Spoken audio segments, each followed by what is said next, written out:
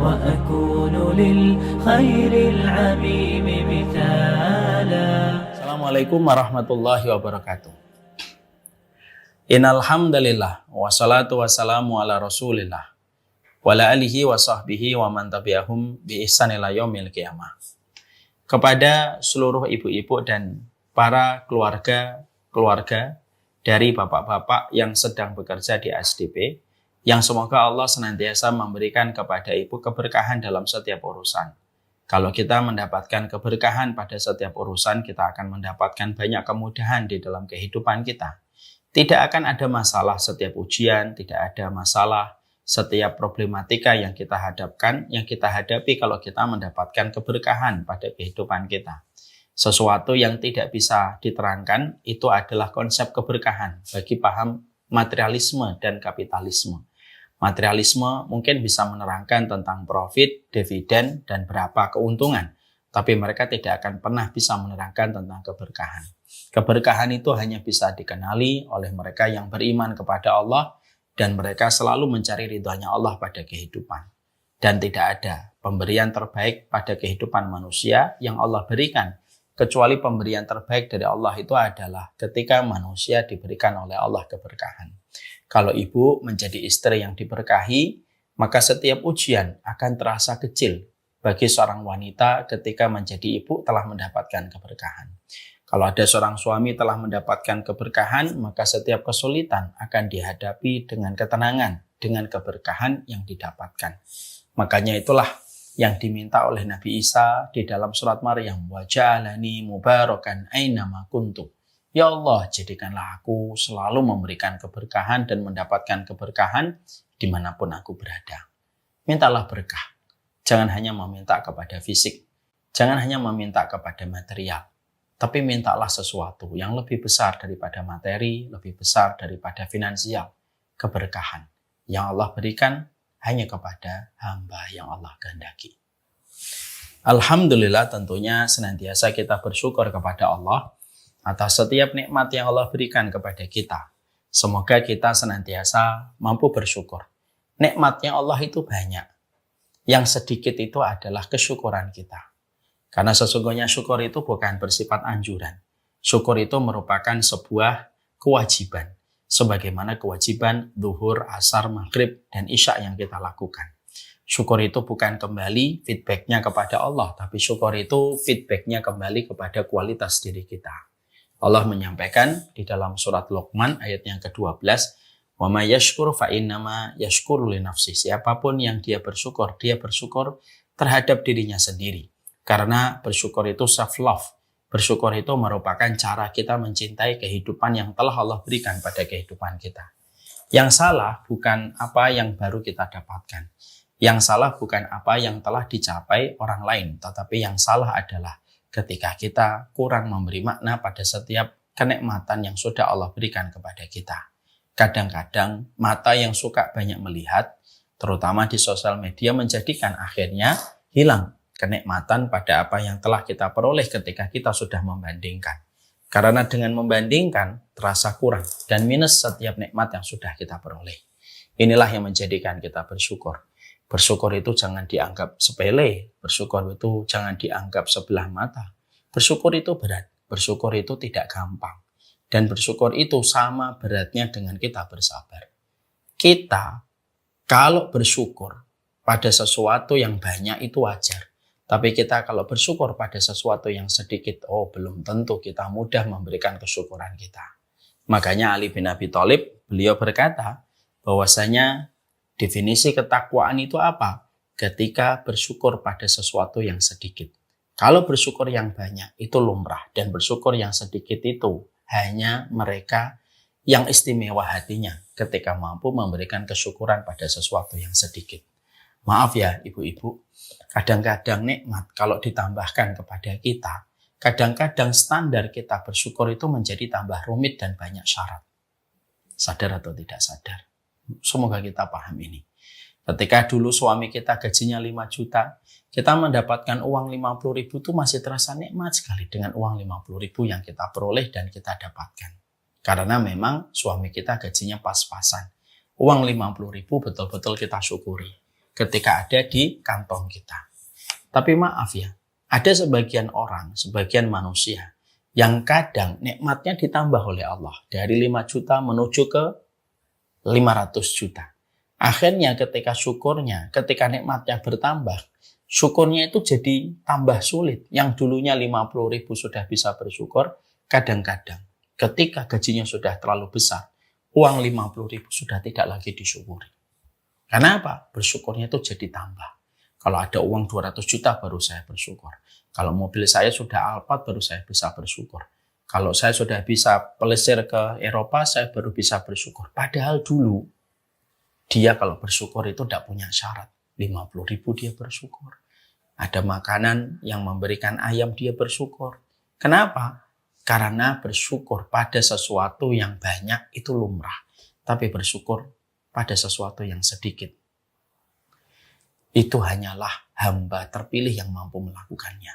Nah, inilah yang menjadikan kita bersyukur. Bukan hanya pada yang banyak dan surplus. Pada kehidupan kita, kita betul-betul belajar bersyukur pada apa yang Allah berikan kepada kita. Sesungguhnya menu kehidupan kita sebagai orang beriman itu cuma 2. Sabarmu tanpa tapi, syukurmu. Sabarmu tanpa tepi, syukurmu tanpa tapi. Dan kita bersyukur. Syukur kita tanpa tapi. Tidak perlu syarat apapun di dalam kita bersyukur. Inilah yang menjadikan kita bersyukur dalam setiap perjalanan hidup kita. Bukan bahagia yang menjadikan kita bersyukur, tapi bersyukurlah. Pasti dibahagiakan oleh Allah Subhanahu wa Ta'ala. Amin insyaallah. Kita pada kesempatan hari ini, kita akan mencoba membahas tentang satu materi, yang materi ini sebenarnya adalah materi yang penting bagi setiap orang. Tak terkecuali saya sebagai orang yang mendapatkan amanah untuk menyampaikan materi ini. Materi ini adalah tentang Ramadan. Sudah siapkah kita? Karena tentunya sesungguhnya Ramadan itu merupakan hal besar. Ramadan itu merupakan tamu yang agung. Yang tentunya di dalam kita menyikapi, di dalam kita menyambut Ramadan, tentunya tidak bisa hanya apa adanya dan tidak hanya bisa ala kadarnya. Karena dia agung, tentunya mempersiapkan Ramadan pun tidak bisa dengan apa adanya dan ala kadarnya. Kita tentunya paham sekali bahwasanya seorang pelari, ketika ada pelari ingin menuntaskan maratonnya 42 km, tentunya persiapannya bukan 1 hari, 2 hari sebelum pertandingan dimulai. Tapi ketika kita mendapatkan ada pelari akan melakukan maraton, maka tentunya persiapan yang dia lakukan di dalam persiapan lomba lari, maka dia lakukan latihan itu mungkin selama 1 tahun sebelum lomba maratonnya dimulai. Kenapa panjangnya persiapan itu diberikan? Karena sesungguhnya mempersiapkan lomba itu karena sesungguhnya perlombaan itu sebentar. Tapi persiapan pada satu perlombaan yang besar itu membutuhkan persiapan yang panjang. Nah, inilah yang menjadikan kita memahami kenapa judul ini diambil oleh bagian pengurus Ramadan. Seberapa siapkah kita? Karena memang penting. Memberikan pertanyaan itu bisa mengevaluasi kita, sekaligus pula memberikan perenungan untuk kita. Inilah Ramadan. Sekarang mari kita bahas Ramadan kita. Ibu-ibu yang semoga dirahmati oleh Allah Subhanahu wa Ta'ala. Tentunya kita paham bahwasanya Ramadan itu memiliki sebuah keutamaan yang sangat besar. Tidak ada yang bisa menandingi keutamaan Ramadan dalam beberapa aspek dan beberapa sisi, serta keutamaan yang melekat pada Ramadan. Membicarakan Ramadan sebagaimana membicarakan Nabi Muhammad di antara seluruh manusia dan di antara Nabi dan Rasul. Keutamaan apapun yang dimiliki oleh manusia tidak mampu menenggelamkan keutamaan paripurna. Keutamaan paripurna itu ada pada diri Rasulullah yang disebut dengan Khatamul Anbiya'i wal Mursalin, penutup para nabi dan para rasul. Membicarakan Ramadan itu sebagaimana membicarakan matahari di antara bintang-bintang yang bertebaran. Sinarnya yang berlimpah ke bumi kita berpijak dan hidup menenggelamkan matahari itu menenggelamkan semua bintang-bintang yang ada. Karena itulah kekuatan dari matahari. Membicarakan Ramadan sebagaimana kita membicarakan Nabi Yusuf di antara 11 saudaranya. 11 saudaranya tidak ada yang menjadi rasul. kecuali yang menjadi Rasul hanyalah Nabi Yusuf alaihissalam. Itulah keutamaan Ramadan. Karena sesungguhnya Ramadan itu bukan waktu biasa, tetapi waktu yang memiliki histori sangat kuat di hadapan Allah Subhanahu wa Ta'ala yang kita sembah di dalam penciptaan ketika menguasai alam semesta. Makanya Ramadan itu dapat dibilang bahwasanya Ramadan itu merupakan sebuah prime time yang luar biasa. Tidak ada prime time paling besar yang dimiliki manusia kecuali salah satunya ada di dalam bulan Ramadan. Makanya para ulama dulu, ibu-ibu, mereka mengatakan bahwasanya prime time-nya manusia di dalam melakukan ketaatan itu terletak pada 3 waktu yang menjadi 3 waktu prime time. Yang pertama yaitu 10 hari yang pertama di bulan Muharram, dan bulan Muharram itu identik dengan bulannya Nabi Musa alaihissalam ketika Nabi Musa diselamatkan dari kejaran Fir'aun. Prime time yang kedua yaitu adalah 10 hari yang pertama di bulan Dzulhijjah, yang itu identik dengan bulannya Nabi Ibrahim. Sampai kita mendapati perkataan dari Rasulullah, "Ma min ayyamin al-'amalu shalih fiha ahabba ila Allah min hadhihi al-ayyamil 'ashr." Kamu tidak pernah dapatkan satu waktu yang sangat Allah cintai kecuali 10 hari yang pertama di bulan Dzulhijjah. Karena 10 hari pertama di bulan Dzulhijjah kita disunahkan takbir, kita disunahkan sedekah. Itu keutamaannya mampu mengungguli mereka yang sedang berjihad. Dan bulan Dzulhijjah itu identik dengan bulannya Nabi Ibrahim.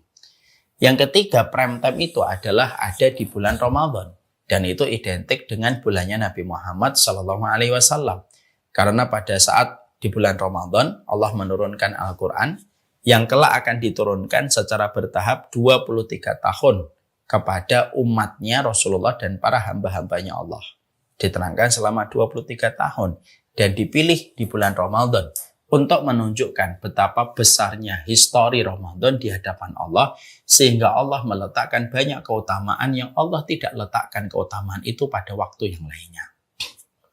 Kita tentunya paham ya Ibu, tidak setiap waktu memiliki kedudukan yang sama di sisi Allah. Analoginya sederhana. Di negeri kita tercinta, Republik Indonesia, tidak setiap bulan itu memiliki histori yang sangat besar untuk negeri kita tercinta. Bulan Februari, bulan Januari, bulan Maret mungkin tidak memiliki histori yang istimewa. Bulan Juni mungkin juga tidak memiliki histori. Kecuali bagi saya, kalau bulan Juni itu kan hari saya menikah bersama istri saya. Tapi untuk negara kita maka sesungguhnya tidak ada historinya. Apa bulan yang penuh histori untuk negeri kita tercinta? Yaitu bulan Agustus. Makanya bulan Agustus itu memiliki histori yang sangat dalam untuk negeri kita tercinta. Karena terjadinya proklamasi kemerdekaan itu terjadi pada tanggal 17 Agustus. Apa yang terjadi ketika negeri kita melewati bulan Agustus? Banyak desa mereka membersihkan, perlombaan antar desa, perlombaan antar kabupaten. Dan puncaknya yaitu ketika terjadi perayaan atau terjadi upacara besar di Istana Negara pada tanggal 17 Agustus. Karena historinya bulan Agustus, terutama tanggal 17 Agustus, banyak sekali amnesti dan gerasi diberikan kepada para terpidana kalau melewati bulan Agustus, terutama tanggal 17. Itu menunjukkan bahwasanya tanggal 17 Agustus itu memiliki prime time di hadapan di hadapan negeri kita tercinta. Sama pula dengan hari-hari kita. Hari-hari kita di hadapan Allah itu tidak sama. Maka sesungguhnya ketika kita mendapatkan Dzulqa'dah misalkan atau mendapatkan Rabiul Awal, Rabiul Tsani, kedudukan bulan-bulan itu tidak akan pernah sama dengan 3 waktu yang tadi saya terangkan. 10 yang pertama bulan Muharram, 10 yang pertama bulan Dzulqa'dah, dan 1 bulan di bulan Ramadan. Itu memiliki histori yang sangat kuat. Maka sesungguhnya Ramadan itu bukan sesuatu yang biasa. Ramadan itu sesuatu yang besar. Di mana histori yang ada pada Ramadan itu terkait langsung dengan Allah. Dan historinya Ramadan berkaitan tentang Nabi tercinta di hadapan Allah, yaitu adalah Nabi Muhammad. Makanya kita dapatkan Ibu, tidak ada persiapan sebagaimana persiapan yang Allah berikan kepada bulan Ramadan. Makanya tidak pernah kita dapati pintunya surga terbuka, tidak pernah kita jumpai pintu neraka tertutup, dan tidak pernah kita jumpai setan itu terbelenggu kecuali hanya di bulan Ramadan. Bulan Dzulhijjah yang tadi saya terangkan memiliki keutamaan besar, memang iya. Tapi sebesar-besarnya keutamaan bulan Dzulhijjah, pintu surga tidak terbuka, pintu neraka tidak tertutup, dan setan tidak dibelenggu. Sebesar-besar keutamaan bulan Muharram, memang besar keutamaan bulan Muharram, tapi tidak sampai menjadikan surga terbuka, neraka tertutup, dan setan itu terbelenggu. Tapi khusus di bulan Ramadan, hanya satu-satunya bulan yang mampu menjadikan pintu surga, yang jumlahnya 8. Yang nama-namanya tadi saya sudah terangkan. Itu hanya di bulan Ramadan saja. Pintunya terbuka. Dan neraka ditutup rapat oleh Allah. Wasufidatis syayatin. Dan setan itu dibelenggu oleh Allah ketika di bulan Ramadan. Untuk memberi makna kepada kita. Tidak ada satu waktu yang ada pada kehidupan kita sampai surga, neraka, dan setan diperlakukan dengan semacam itu kecuali hanya di bulan Ramadan. Untuk memberi arti. Keutamaan Ramadan itu bukan keutamaan yang bisa dipandang sebelah mata. Makanya sangat wajar sampai kita mendapati dan sampai kita menjumpai bagaimana persiapan manusia di bulan Ramadan itu tidak pernah sama dengan persiapan manusia ketika di bulan Dzulhijjah dan di bulan Muharram. Banyak masjid akhirnya ngecat ulang dia masjidnya. Kita temukan pula ya, bagaimana ketika sebelum Ramadan kita jumpai orang-orang persiapan dengan berbagai macam persiapan yang sebenarnya persiapannya itu tidak pernah mereka berikan di bulan-bulan yang lainnya. Karena apa? Ya memang luar biasa Ramadan itu. Pintu surga dibuka, neraka ditutup. Makanya angin surga itu menerpa sepoi-sepoi pada kehidupan manusia yang beriman ketika di dalam bulan Ramadan. Makanya saking kuatnya angin dari surga, kalau kita rasakan, maka sesungguhnya banyak orang itu yang luar biasa berubah di bulan Ramadan. Yang asalnya tidak ke masjid ketika di bulan Ramadan. Yang asalnya tidak berhijab ketika di bulan Ramadan. Bahkan televisi yang biasanya sangat tidak religius, mereka religius ketika di bulan Ramadan. Dan itu memberi arti. Karena khusyuknya angin surga itu sampai menjadikan manusia itu banyak berubah di bulan Ramadan. Makanya sampai orang pacaran, mereka berhenti dari pacarannya sebentar. Orang yang biasanya menuju ke tempat kemaksiatan, maka biasanya di bulan Ramadan mereka mengurangi kemaksiatan itu. Bahkan maaf ya, warteg aja yang biasanya tidak pernah pasang cadar, di bulan Ramadan pasang cadar. Supaya orang yang masuk dan makan itu tidak kelihatan. Dan itu hanya terjadi di bulan Ramadan. Untuk memberi arti kepada kita. Keutamaan Ramadan itu dari masalah surga yang terbuka saja sudah tidak terbantahkan. Nuansa, vibes-nya, atmosfernya Ramadan tidak akan pernah sama di bulan manapun selain Ramadan itu. Ya, makanya betul kan? Kalau kita mendapatkan dari perkataan baginda Nabi SAW, "Faman hurrima faqad hurrima 'anil khairi kullah." Makanya sampai diterangkan, siapapun yang diharamkan dari kebaikan di bulan Ramadan, seakan-akan dia diharamkan dari bulan-bulan yang, seakan-akan dia diharamkan dari kebaikan-kebaikan bulan-bulan setelahnya. Kalau manusia itu diharamkan kebaikan di bulan Ramadan. Maksudnya piye Ustaz? Maksudnya begini Ibu. Kalau ada orang di bulan Ramadan, ketika surga dibuka, neraka ditutup, kok ada orang tidak bisa menghatamkan Quran di bulan Ramadan, maka seakan-akan riwayat yang tadi kita baca menjelaskan. Lah kalau kamu di bulan Ramadan aja tidak hatam, apalagi di luar bulan Ramadan, di mana surga tidak dibuka, neraka tidak ditutup, setan tidak dikerangkeng, lebih susah dan seakan-akan kamu mesti tidak akan bisa menghatamkan Quran. Kenapa? Di bulan Ramadan ketika semua support system diberikan kamu untuk taat saja kamu tidak hatam Quran. Kalau ada orang di bulan Ramadan kok tidak bisa sedekah karena masih pelit. Terus seakan-akan, terus di bulan mana lagi kamu akan sedekah? Kalau di bulan Ramadan ketika semua support system itu diberikan supaya kamu bisa sedekah, kamu tidak sedekah.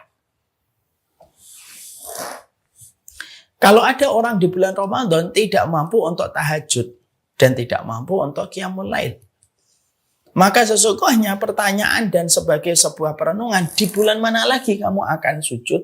Di bulan mana lagi kamu akan tahajud? Kalau di bulan Ramadan saja kamu tidak mampu untuk tarawih secara konsisten dan tidak mampu untuk tahajud. Kenapa? Wong ketika semua kemudahan untuk taat saja diberikan, kamu tidak bisa taat, apalagi di luar bulan Ramadan. Itu sama analoginya ibu. Kalau ibu ada orang atau diri seseorang, ada orang sholat di depan masjid Nabawi, di depan Ka'bah. Jarak antara dia dengan Ka'bah hanya sejarak sekitar 3 meter sampai 10 meter. Misalkan dia di shaf pertama atau shaf kedua. Kalau ada orang sholat di depan Ka'bah, kok dia tidak bisa khusyuk? Seakan-akan pengertiannya itu adalah, terus di mana lagi kamu bisa khusyuk? Kalau di depan Ka'bah saja kamu tidak bisa khusyuk. Kalau ada orang di depan Ka'bah kok masih kepikiran uang, masih kepikiran kerjaan terus. Kalau di Ramadan masih memikirkan uang, masih memikirkan kemaksiatan gitu. Padahal dia sholat di depan Ka'bah hanya berjarak 5 meter sampai 10 meter. Pertanyaan yang tidak membutuhkan jawaban akan ditujukan. Terus di mana lagi kamu akan khusyuk? Kalau di depan Ka'bah aja kamu tidak khusyuk. Dan itulah yang menjadikan kita akhirnya berpikir, itulah Ramadan. Makanya Ramadan itu memiliki keutamaan yang sangat besar sekali. Di mana tidak ada satupun keutamaan yang mampu sebagaimana keutamaan yang dimiliki Ramadan. Sampai surga saja bereaksi ketika Ramadan itu datang. Sampai neraka pun bereaksi, menutup pintunya ketika mereka malu terhadap Ramadan. Karena keutamaan Ramadan yang tentunya tidak bisa dipandang sebelah mata oleh setiap orang yang beriman. Maka inilah yang menjadikan kita harusnya menyadari Ramadan itu bukan masalah rotasi waktu, bukan masalah siklus yang kita jalani setiap tahunnya, bukan. Tapi Ramadan itu merupakan sebuah big prize, merupakan sebuah kesempatan besar yang Allah berikan keutamaan kepada hamba yang Allah kehendaki ketika seseorang itu diberikan kesempatan untuk mendatangi Ramadan. Tapi ingat, di sisi yang lainnya kita juga harus selalu sadar ketika Ramadan memiliki keutamaan yang sangat sebesar itu, tapi di sisi yang lainnya kita juga harus menyadari bahwasanya siapapun yang mereka apa adanya, mereka ala kadarnya ketika mereka kedatangan Ramadan, lalu mereka merasa biasa-biasa aja, apa adanya ketika Ramadan itu datang. Tidak ada sebuah keinginan, tidak ada cita-cita, tidak ada sebuah planning ketika menyambut Ramadan. Kita harus tahu juga, orang yang memaknai Ramadan biasa-biasa aja. Lalu mereka menjalankan Ramadannya dengan tidak semaksimal mungkin. Maka bisa jadi orang yang gagal Ramadan itu bukan hanya mereka gagal mendapatkan pahala. Tapi orang yang gagal Ramadan, sejatinya mereka akan menjadi orang yang celaka di hadapan Allah. Kalau celaka di depan manusia, masih mending, Bu. Kita masih bisa ngulang waktu supaya memperbaiki kecelakaan yang pernah kita lakukan ketika membuat kita dihujat. Tapi kecelakaan manusia di hadapan Allah itu kan berat, karena kecelakaan itu di hadapan penguasa alam semesta. Makanya ada peristiwa dalam sebuah kisah yang sahih diterangkan. Dalam sebuah peristiwa kisah yang sahih, Nabi itu pernah masuk ke Masjid Nabawi. Nabi masuk ke Masjid Nabawi. Rasulullah masuk. Ketika Nabi berjalan ke depan shaf, lalu di dekat mimbar beliau, mimbarnya Nabi itu ada tiga anak tangga. Ketika Nabi mendekati anak tangga, ketika Nabi mendekati mimbarnya yang memiliki 3 anak tangga, maka pada saat itu Rasulullah tiba-tiba mengatakan, amin, amin, amin. Nabi tiba-tiba mengatakan 3 kali amin, padahal tidak ada suara sebelumnya, yang membuat para sahabat itu penasaran. Loh, yang diaminkan Nabi itu siapa? Dan apa yang diaminkan Nabi? Sampai Nabi saja mengaminkan. Karena para sahabat sadar, kalau ada doa kok diaminkan Nabi, berarti doa itu betul-betul luar biasa. Pasti akan terjadi dan pasti akan menjadi sebuah tanda. Lalu para sahabat itu memberanikan diri. Para sahabat itu lalu memberanikan diri untuk bertanya kepada Rasulullah, ya Rasulullah, engkau mengaminkan 3 kali. Apa yang kau aminkan ya Rasulullah? Maka pada saat itu Rasulullah itu menjawab, aku aminkan doanya malaikat Jibril tentang 3 kelompok. Dan aku aminkan. Ibu semuanya, ibu harus perhatian sama hadis ini. Kenapa? Yang berdoa malaikat Jibril. Yang mengaminkan Rasulullah. Malaikat Jibril makhluk paling mulia di antara penduduk langit. Ya, Rasulullah makhluk yang paling mulia di antara penduduk manusia. Berarti tidak main-main dong doanya. Sampai Nabi mengaminkan hingga 3 kali. Lalu Rasulullah itu berkata, aku aminkan 3. Yang pertama, ketika malaikat Jibril itu berkata, Rogima anf man adroka abawaihi ingdal kibari falam yadkhulil jannah. Celaka sekali umatmu, wahai Muhammad. Kalau ada umatmu, diberikan kesempatan emas oleh Allah. Dia mendapati orang tuanya ketika tua dan sepuh. Yang harusnya anaknya bisa gampang mendapatkan surga. Ketika dia menjumpai orang tuanya ketika tua dan renta. Tapi justru anaknya tidak bisa masuk surga. Karena kurang maksimalnya anak itu berbakti kepada orang tuanya ketika tua dan sepuh. Jadi dari hadis itu, penggalan yang pertama kita tahu ya Bu, kalau ibu-ibu dapat kesempatan orang tuanya ketika tua dan sepuh, maka itu merupakan salah satu akses yang paling mudah untuk meraih surga. Maka malaikat Jibril berkata, celaka sekali kalau ada umatmu diberikan kesempatan emas, lalu dia menjumpai bapak ibunya ketika tua dan renta, tapi anaknya tidak bisa masuk surga. Dan Nabi setuju ketika malaikat Jibril mendoakan kecelakaan. Maka Nabi tidak membantah, tidak mengkritik, tidak menolak hadis itu dan permintaan itu oleh malaikat Jibril. Tapi Nabi justru mengatakan, amin, saya setuju. Celaka kalau ada di antara umatku mengetahui orang tuanya ketika senja tetapi anaknya tidak bisa masuk surga. Kalau bahasa programnya, kebangetan banget jadi manusia. Itu bahasa programnya. Terus yang kedua apa ya Rasulullah? Yang kedua itu dikatakan oleh Rasulullah, Ragima anf man dakhala alaihi Ramadan summa in salakha falam yughfar lahu. Celaka sekali wahai Muhammad kalau ada umatmu diberikan kesempatan Ramadan yang harusnya dalam kesempatan Ramadan Allah membentangkan banyak ampunan ketika di bulan Ramadan, lalu umatmu tidak maksimal berbuat ketika di bulan Ramadan. Akhirnya umatmu tidak mendapatkan ampunan di bulan Ramadan. Itu kebangetan umatmu yang semacam itu. Padahal kesempatan emas Allah berikan kepada umatmu ketika kedatangan Ramadan. Masya Allah.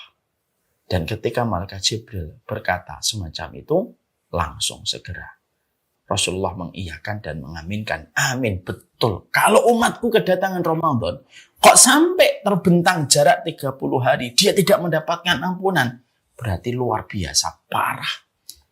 Ketika dia tidak mendapatkan kesempatan diampuni oleh Allah.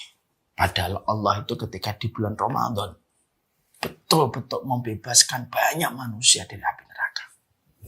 Ibu tahu nggak? Ada 2 waktu. Di mana Allah banyak membebaskan manusia dari ancaman api neraka. Satu ketika pada waktu peristiwa wukuf di Arafah. Atau hari Arafah. Dari habis asar sampai tenggelamnya matahari. Kira-kira berapa jam itu? 3 jam sampai 4 jam. Enggak sampai 4 jam. 3 jam. Yang kedua, waktu yang paling banyak Allah membebaskan manusia dari ancaman neraka itu apa? Di bulan Ramadan. Kalau hari Arafah 3 jam. Kalau Ramadan terbentang selama 30 hari. 24 jam kali 3. Berapa itu? Ya. Berarti 720 jam. Ya 700 ya. Ya sekitar segitulah. Dan itu menunjukkan kepada kita tentang Masya Allah itu keutamaan yang ada di bulan Ramadan. Makanya inilah yang menjadikan kita akhirnya paham. Di satu sisi kita mendapati bahwasanya Ramadan itu memiliki hal yang luar biasa, sampai surga saja bereaksi terhadap kedatangan Ramadan. Neraka pun bereaksi terhadap kedatangan Ramadan. Sampai kita juga harus memahami di sisi yang lainnya. Kok sampai kita tidak maksimal di bulan Ramadan, hati-hati. Bukan hanya sekedar kita gagal meraih puasa dengan pahalanya. Tapi kita menjadi orang yang celaka. Ketika tidak maksimal persiapan kita ketika Ramadan itu datang menyapa kita. Ini yang membuat kita harus selalu berpikir jauh tentang Ramadan. Ramadan adalah ruang waktu evaluasi dan refleksi pada diri kehidupan kita. Makanya oleh karenanya sebelum kita membahas panjang lebar, saya juga harus membahas dulu ya. Keutamaan Ramadan itu apa sih Ustadz secara spesifik?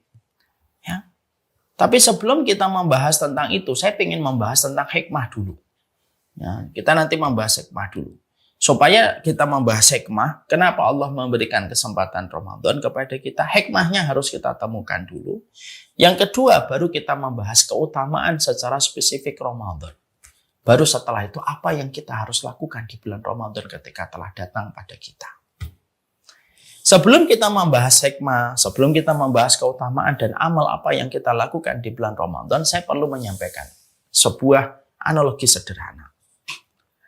Ibu, kalau misalkan jam ini, anggap aja ini jam antik dari peninggalan kakek saya. Lalu saya ingin memberitahukan kepada anak saya tentang arti sebuah value pada dirinya. Nah, ini jam dari kakekmu. Bawa, cari orang berapa mereka masing-masing menawar jam dari kakekmu ini. Ya. Lalu anak kita jalan. Ketemu orang di depan pasar. Lalu orang di depan pasar ditanya, Om, berapa kamu menghargai jam dari kakek saya? Dilihatin jam sama orang yang lalu lalang di depan pasar. Orang itu berkata, sudahlah saya tukar aja pakai soto atau pakai makanan.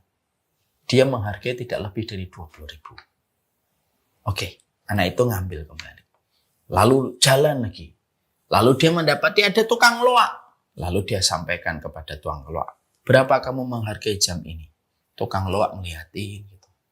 Ya udahlah, 25.000 deh atau 30.000. Lebih mending daripada laki-laki yang pertama. Dia menghargainya 25.000 sampai 30.000. Terus anak kita, oke, terima kasih. Dia cari lagi, dia ketemu tukang jam, servis jam. Lalu diperlihatkan jam itu, wah ini jam tua ini nak. Lalu kalau dihargai berapa Pak? Ya udahlah kalau mau dihargai 100.000 deh. Lebih baik dong daripada 2 orang sebelumnya. Oke, terima kasih. Jam itu ketika dibawa lagi, lalu ketemu seorang kolektor, Pak. Kolektor barang-barang antik yang suka dengan vintage. Lalu diberikan kepada orang itu. Pak, berapa menghargai jam ini? Dilihatin jamnya, kolektor itu memeriksa bagian-bagiannya, memastikan ini adalah barang lama dan bukan imitasi dan KW. Lalu setelah dia tahu ini betul-betul jam, memiliki histori yang sangat panjang dan termasuk barang kuno yang masih terjaga sampai hari itu ditawarkan kepadanya, bisa jadi kolektor itu akan berkata, ini saya hargai 100 juta, mau nggak jual ke saya? Ibu dan ibu-ibu bisa mengambil korelasi dari apa yang saya sampaikan. Jam ini kenapa bisa memiliki harga yang beragam? Kenapa jam itu dihargai hanya dengan satu soto oleh seorang laki-laki? Karena dia tidak mengerti tentang posisi jam itu. Kenapa kita menjumpai bahwasanya tukang loak dan tukang servis jam hanya menghargai 50.000 sampai 100.000? Karena dia nggak ngerti. Tapi kenapa jam ini bisa dihargai dengan 100 juta oleh kolektor? Karena kolektor itu tahu. Karena tidak ada yang bisa menghargai satu barang kecuali dia memiliki spesialisasi terhadap barang-barang antik. Sama pula, apa kaitannya dengan Ramadan, Ustaz? Gini loh, kalau Ramadan bagi mereka, orang yang tidak jatuh cinta dengan Ramadan, orang yang tidak jatuh cinta kepada surga, Ramadan itu biasa. Besok Ramadan, oh Ramadan besok, kirain masih lama. Mungkin dia biasa, kayak orang yang tidak ngerti tentang jam antik, ditawarin jam antik. Ya dia biasa aja. Dia menganggapnya itu murahan dan bahkan mungkin kalaupun dikasih dia juga buang nanti di tong sampah. Ada orang yang ketika menanggapi Ramadan agak sedikit bernilai daripada yang pertama. Oh Ramadan ya tinggal 10 hari lagi ya. Saya baru sadar ini saya pantes itu. Iklannya sirup marjan, iklannya gajah duduk, ya, iklannya sudah kurma. Oh ternyata dekat Ramadan. Kenapa dia menghargai Ramadan itu tidak seantusias yang harusnya ada? Ya karena sebagaimana tukang jam dan sebagaimana tukang loak. Ya dia melihat jam ya hanya sebatas jam. Tapi tidak menilai historinya. Tapi bagi orang yang betul-betul hatinya itu kolektornya surga. Dan dia betul-betul rindu dengan surga. Dia tahu kok. Kolektor surga itu ingin mendapatkan surga. Dan dia tahu. Tidak ada barang yang paling cepat memudahkan seseorang untuk mendapatkan surga. Kecuali Ramadan. Ya. Jadi kalau ada di antara teman kita, kok saya Ramadan biasa aja ya? Mungkin kita kayak tukang loak yang ditawari jam antik dan kita tidak paham tentang jam antik. Tapi kenapa saya punya teman bersuka cita, menangis air mata, dan betul-betul ingin diberikan kesempatan Ramadan. Hatinya sudah rindu dengan surga. Dan tidak ada satu obsesi terbesar pada hidupnya kecuali surga dan rahmatnya Allah. Lah itulah yang menjadikan dia sangat menikmati apabila Ramadan diberikan kepadanya. Apa titik poin saya menerangkan tentang jam dan korelasi dengan Ramadan? Ramadan, value-nya tergantung hati kita ketika bicara tentang masalah surga dan kehidupan akhirat. Ramadan bernilai di hadapan mereka yang ingin mendapatkan keselamatan di akhirat. Tapi Ramadan tidak akan pernah bernilai sama mereka yang tidak pernah meniatkan untuk mendapatkan surga pada kehidupan mereka. Ya. Maka maaf ya Ibu, ini menjadi sebuah perenungan untuk kita. Saya dan Ramadan itu perasaannya apa? Biasa saja dan datar. Senang tapi tidak terlalu bersukacita atau bersukacita. Jawaban asli dari diri kita ketika menjawab apa perasaanmu tentang Ramadan. Itu sebenarnya sebuah indikator seberapa besar rindu kita dan hati kita terhadap surga. Itu yang kita harus paham. Sekali lagi ya Bu, ada orang yang nanti ketika menjalankan Ramadan apa adanya dan ala kadarnya ketika Ramadan datang. Tapi ada orang yang berlinang air mata ketika mereka mendengar pengumuman pemerintah besok tanggal 1 Ramadan. Lalu menangis air matanya ketika malam itu dia mulai melaksanakan sholat tarawih. Value akan ditentukan oleh setiap orang dengan latar belakang hati yang beragam. Dan itu yang kita harus mengerti. Setelah kita mengerti itu, maka kita membahas dulu hikmahnya. Kita ibu-ibu diberikan oleh Allah Ramadan itu pasti kan ada hikmahnya. Mungkin nggak hidup berjalan tanpa hikmah? Nggak mungkin. Semua peristiwa demi peristiwa yang terjadi pada kehidupan kita selalu memiliki hikmah. Hikmah itu pelajaran dan ibroh yang kita dapatkan di balik setiap peristiwa ketika Allah memberikan kesempatan itu kepada kita. Ya. Misal gitu. Saya tuh sering berpikir gini, Bu. Ketika waktu COVID, terutama ketika COVID Delta, kita mendapatkan berita kematian itu bertubi-tubi. Kita juga mendapati tentang sebuah perkara.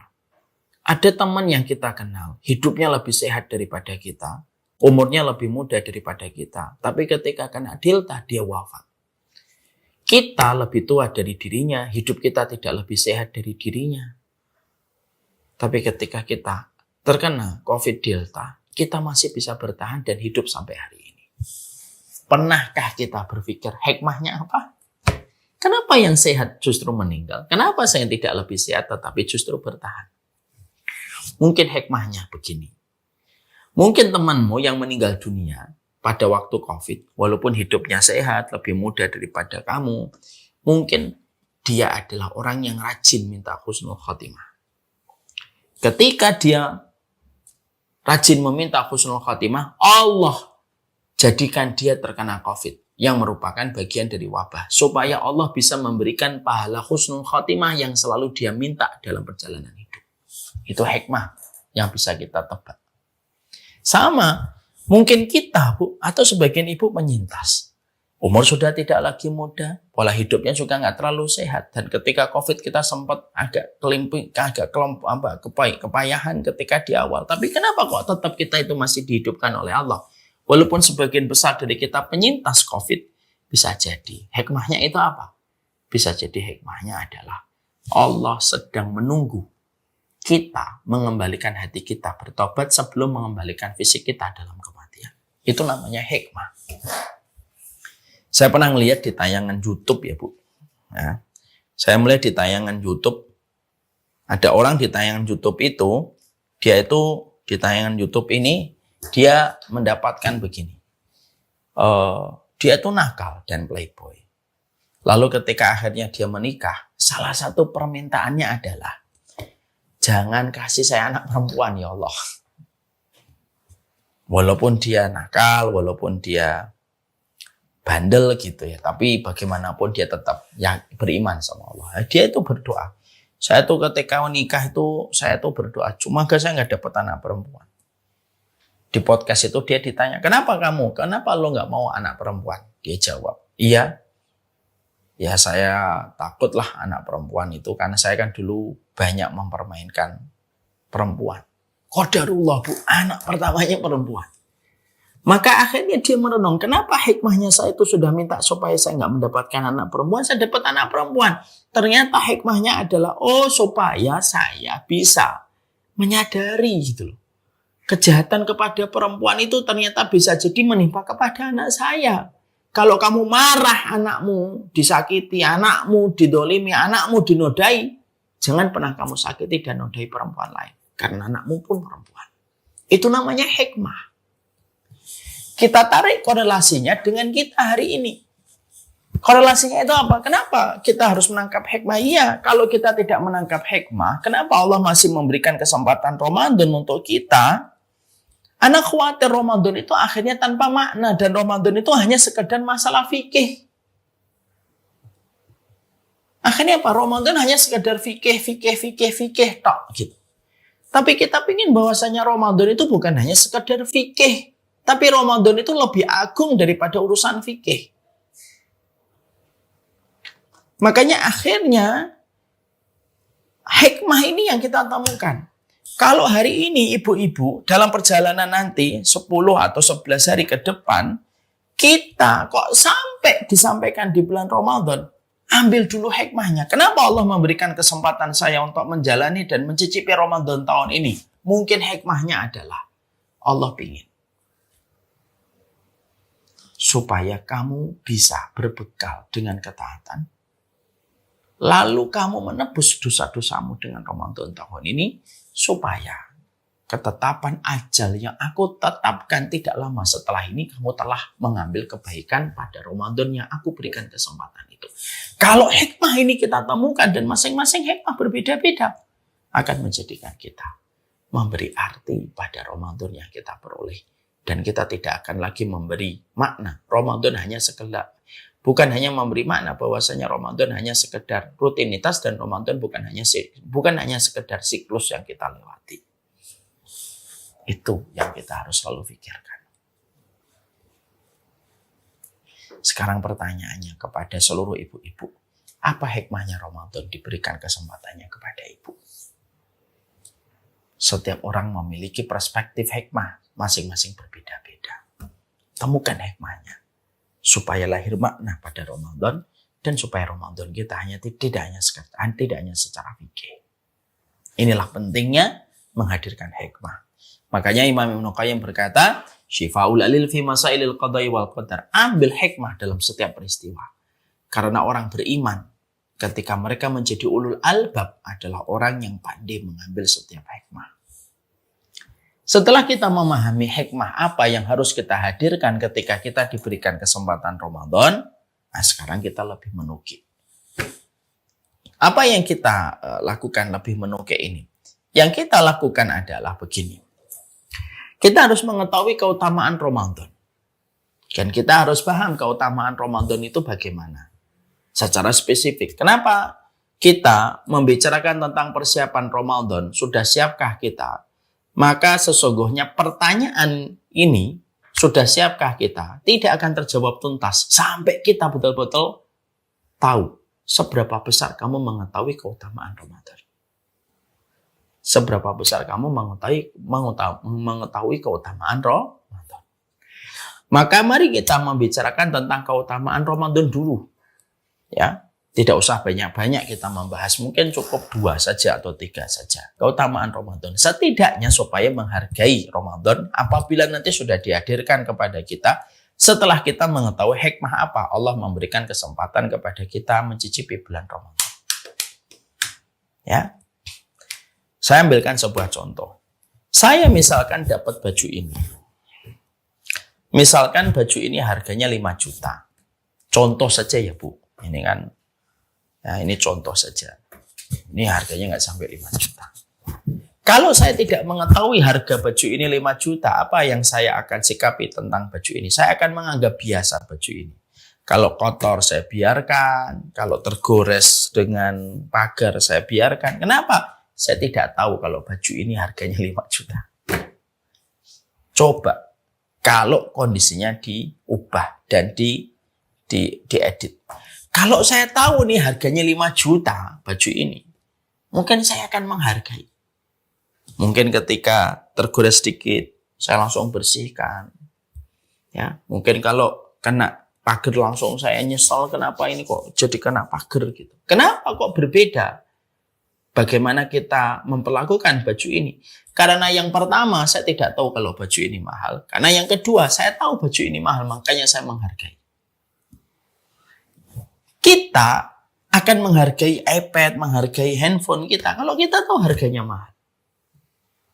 Maka sama sesungguhnya kita akan menghargai seluruh apa yang Allah berikan kepada kita kalau kita tahu betapa besarnya keutamaan pada apa yang Allah anugerahkan kepada kita. Dan salah satu kenikmatan dalam anugerah besar yang Allah berikan kepada kita itu apa? Kalau kamu diberikan kesempatan Ramadan itu harganya mahal. Makanya kamu harus tahu mahalnya Ramadan supaya kamu bisa menghargai kedatangan Ramadan. Kalau kita sudah tahu mahalnya Ramadan, kita tidak hanya memaknai Ramadan itu per harinya, tapi memaknai Ramadan itu per menitnya. Karena kita tahu hitungan keutamaan Ramadan itu bukan per hari, bukan per pekan, bukan per 10 hari. Tapi keutamaan Ramadan itu per detik dan per menitnya. Itu sedemikian dahsyatnya. Sekarang kita bahas dulu, apa itu keutamaan Ramadan Ustaz secara spesifik? Nah, setidaknya ada 3. Saya sampaikan agak singkat ini qadarullah. Waktu sudah berlalu 1 jam. Saya minta tambahan sedikit. Maka saya menerangkan yang pertama, keutamaan Ramadan itu yang pertama adalah sesungguhnya keutamaan Ramadan itu keutamaan besar sekali. Saking besarnya keutamaan yang dimiliki oleh Ramadan, maka yang pertama keutamaan Ramadan itu apa? Ramadan itu memiliki keutamaan bahwasannya setiap amal ketika dilakukan di bulan Ramadan itu saking gedenya keutamaan yang dimiliki oleh Ramadan sampai Allah tidak pernah menceritakan berapa kali Allah melipat gandakan setiap amal yang dikerjakan di bulan Ramadan. Saking gedenya keutamaan Ramadan itu Allah berikan kepada manusia. Ya. Makanya maaf ya Ibu, Allah itu kalau memerintahkan kita untuk beramal, Allah selalu ceritakan balasan apa yang kita dapatkan untuk memberi motivasi. Kamu sedekah dilipat gandakan 700 kali lipat. Kamu sholat syuruk mendapatkan pahala umrah. Kenapa Allah setiap memerintahkan kita pada satu ibadah, Allah itu juga menceritakan kepada kita pahalanya karena saking besarnya keutamaan yang dimiliki oleh kenapa Allah itu menceritakan setiap amal itu dengan pahalanya supaya memberikan motivasi orang untuk beramal. Kecuali Ramadan. Ramadan itu merupakan sebuah amal di mana setiap ketaatan yang dilakukan di bulan Ramadan saking gedenya keutamaan yang dimiliki oleh Ramadan sampai Allah itu tidak pernah menceritakan berapa kali lipat Allah itu melipat gandakan amal yang dilakukan di bulan Ramadan. Kenapa? Saking gedenya pahala. Saking gedenya pahala yang Allah berikan di bulan Ramadan, saking gedenya pahala itu Allah rahasiakan.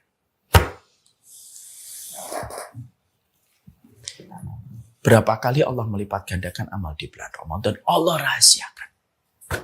Supaya manusia nanti betul-betul merasakan pahala Ramadan itu besar sekali. Ketika Allah jadikan kejutan dan surprise bagi mereka yang berpuasa dan diterima puasanya di bulan Ramadan. Makanya ada sebuah hadis yang diterangkan oleh Rasulullah di dalam hadis qudsi, was-saumu li wa ana ajzi bihi. Dan sesungguhnya puasa itu untukku dan akulah yang mengganti pahala puasa itu. Kenapa Allah langsung menggantinya langsung? Dan maaf ya, kenapa puasa Ramadan itu dinisbatkan langsung kepada Allah? Karena orang tidak akan bisa puasa kalau dia tidak merasakan kehadiran Allah. Satu-satunya ibadah yang dirasakan langsung kehadirannya manusia, kehadirannya Allah pada kehidupan manusia ketika beribadah, hanya ketika orang itu melakukan Ramadan. Maaf ya, contoh. Orang itu kalau puasa, Bu, dia punya 1001 kesempatan untuk membatalkan puasanya. Ketika berkumur-kumur, ketika wudhu, dia bisa membatalkan tanpa orang tahu.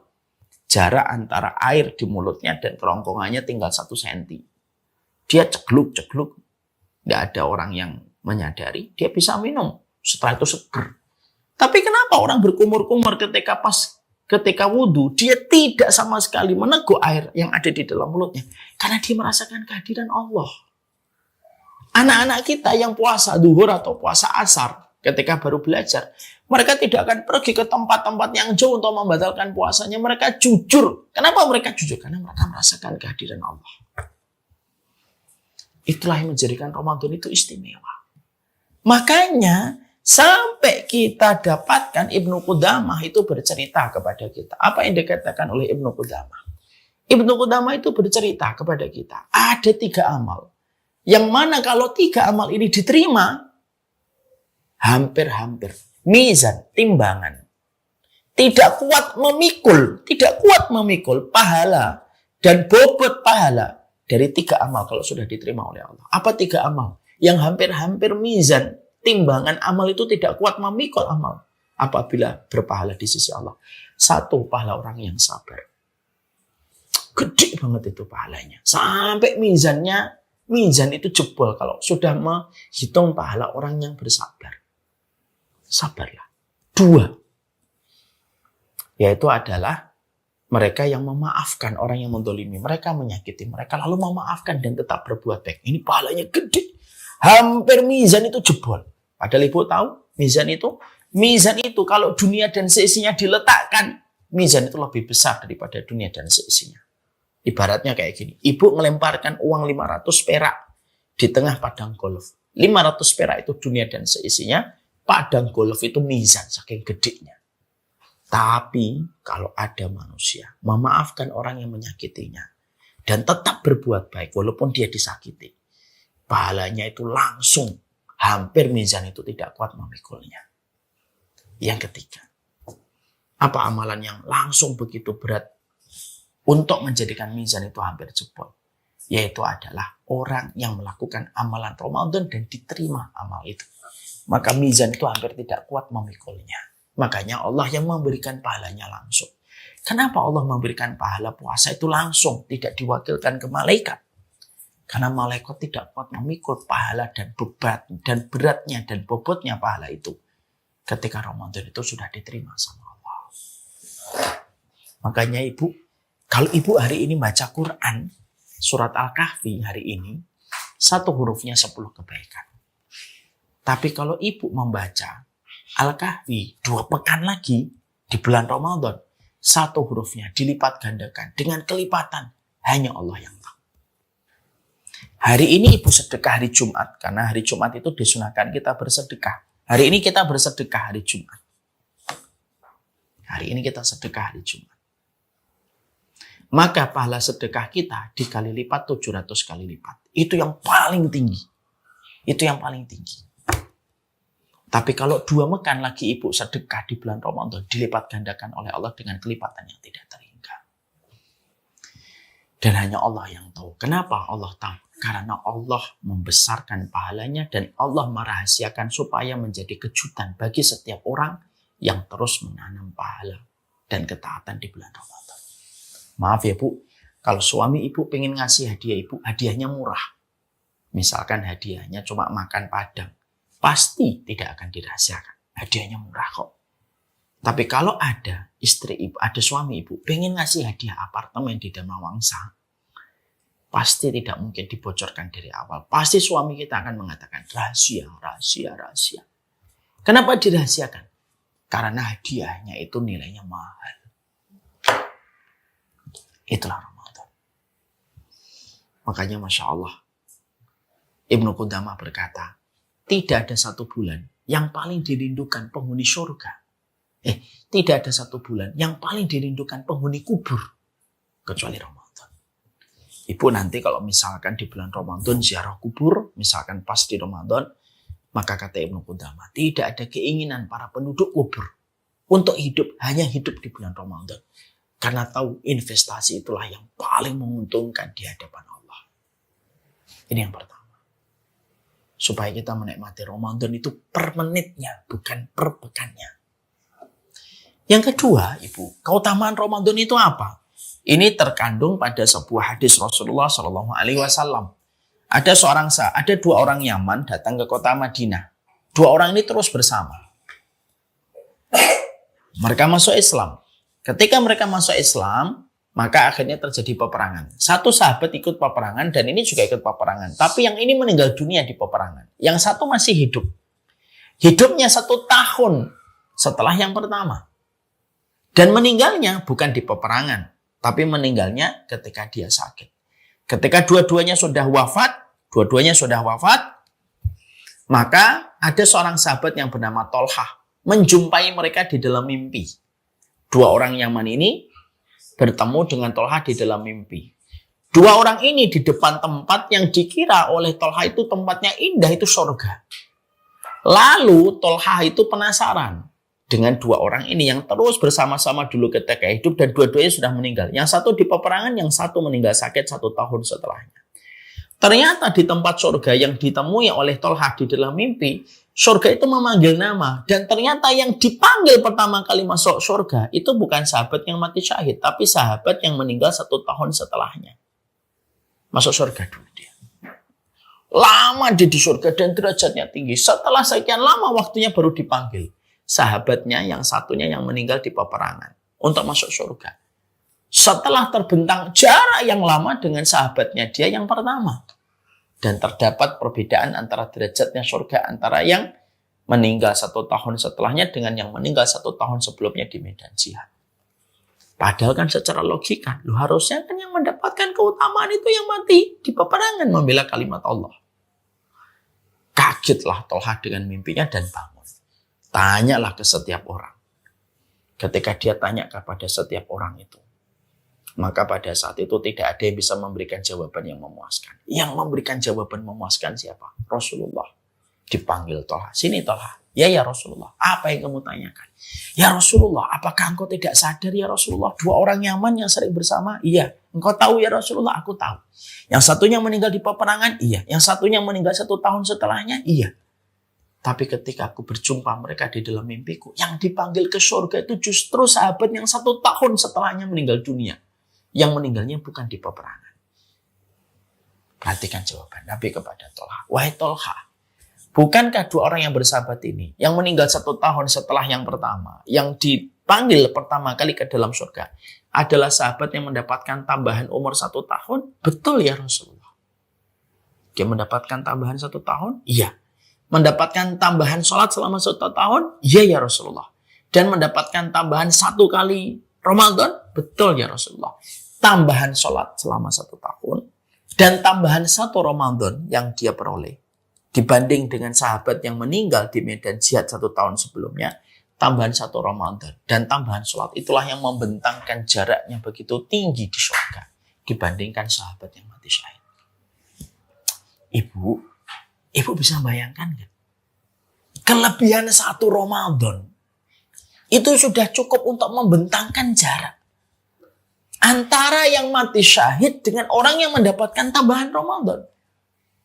Kalau mendapatkan tambahan 1 Ramadan saja sudah sedemikian dahsyatnya itu, apalagi ketika mendapatkan tambahan 2, tambahan 3, tambahan 4, tambahan 5 Ramadan yang Allah berikan kepada kita. Maka itulah yang menjadikan kita ngerti. Kalau Allah memberikan kepadamu Ramadan, wahai ibu, tahun ini Allah berikan Ramadan, Allah sedang ingin memberikan kepadamu anak tangga kepada puncak tertinggi dari derajatnya di surga yang bisa kamu petik dan kamu bisa peroleh ketika memaksimalkan Ramadan semenjak malam pertama kita tarawih. Dan itulah yang menjadikan keutamaan Ramadan itu tidak boleh sia-sia. Ini yang kedua. Saya singkatkan yang ketiga. Apa keutamaan Ramadan itu? Ramadan itu, ibu, dinamakan bulan puasa itu Ramadan, diambil dari kata romdo. Romdo itu artinya panas terik yang membakar. Makanya kita dapati di bulan Ramadan itu, teriknya matahari itu lebih panas daripada sebelum Ramadan dan setelah Ramadan. Dan ibu harus tahu, ibu harus mengerti. Kenapa bulan puasa dinamakan romdo, panas membakar? Karena pada waktu di bulan Ramadan, Allah betul-betul membakar semua dosa manusia yang bersungguh-sungguh ketika memasuki Ramadan. Makanya kan tidak ada zikir yang paling utama kalau di bulan Ramadan. Zikir yang paling utama apa? Subhanallah? Bukan. Allahu Akbar? Bukan. Alhamdulillah? Bukan. Zikir paling utama di bulan Ramadan adalah Allahumma innaka afuwun tuhibbul afwa fa'fu anni.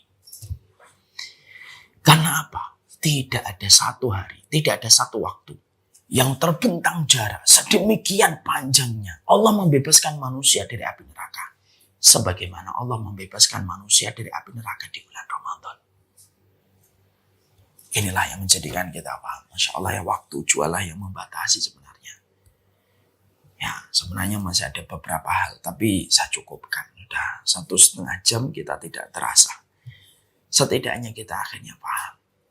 Tidak ada yang menghargai Ramadan kecuali orang yang memiliki surga yang menjadi obsesi pada hatinya. Dan sesungguhnya keutamaan Ramadan, satu Ramadan bisa membentangkan jarak yang begitu tinggi manusia di surga dengan satu Ramadannya. Apalagi kelebihan Ramadan berkali-kali. Yang kedua, tidak ada satu waktu Allah merahasiakan amal untuk diberikan berapa kali kelipatannya kecuali hanya di bulan Ramadan. Allah rahasiakan. Kenapa Allah rahasiakan? Berapa kali Allah melipat gandakan amal di bulan Ramadan?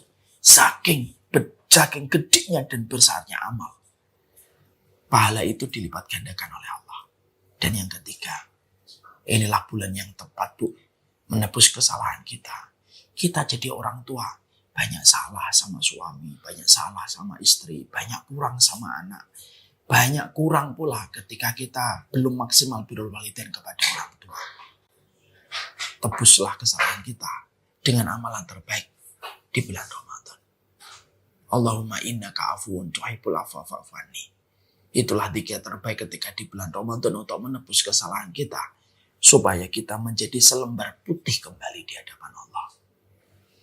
Semoga terbentang jarak sekitar 10 hari menuju Ramadan. Allah memberikan kesempatan kita berjumpa dengan Ramadan. Marilah kita berdoa. Allahumma salimni ila Ramadan. Wa salim li Ramadan. Wa tasallamu minni mutaqabbala. Ya Allah, selamatkanlah dan sehatkanlah aku sampai di bulan Ramadan. Ya Allah, hantarkanlah Ramadan kepada hidupku, ya Allah. Dan jadikanlah seluruh amalku nanti di bulan Ramadan diterima. Wassalamualaikum Muhammad walhamdulillahirabbil alamin. Keterbatasan waktu jualah yang membatasi sehingga mungkin kita baru membahas tentang hikmah dan baru membahas tentang keutamaan Ramadan.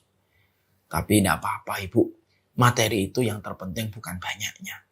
Tapi materi itu adalah bagaimana bisa mengubah hati kita supaya kita memiliki sikap yang terbaik dalam setiap ilmu yang kita peroleh.